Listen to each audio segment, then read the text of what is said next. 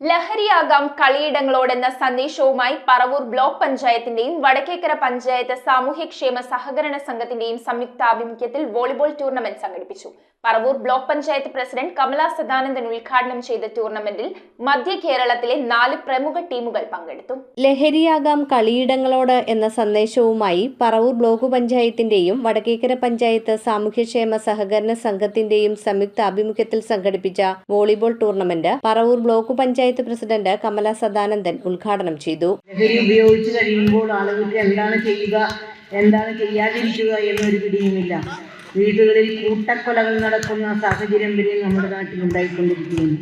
ഇതിനെതിരെ പൊരുതിക്കൊണ്ടിരിക്കുന്ന സാഹചര്യത്തിലാണ് വടക്കേക്കര പഞ്ചായത്ത് സാമൂഹ്യക്ഷേമ സഹകരണ സംഘവും ബ്ലോക്ക് പഞ്ചായത്തും കൂടി ചേർന്ന് ഈ ടൂറിസം മേള സംഘടിപ്പിക്കാൻ തീരുമാനിച്ചത്. അതിനോടനുബന്ധിച്ച് നിരവധി പരിപാടികൾ പ്ലാൻ ചെയ്തിട്ടുണ്ട്. ആദ്യ പരിപാടി എന്ന നിലയിലാണ് ഇന്ന് ഈ വോളിബോൾ ടൂർണമെന്റ് ആരംഭിക്കുന്നത്.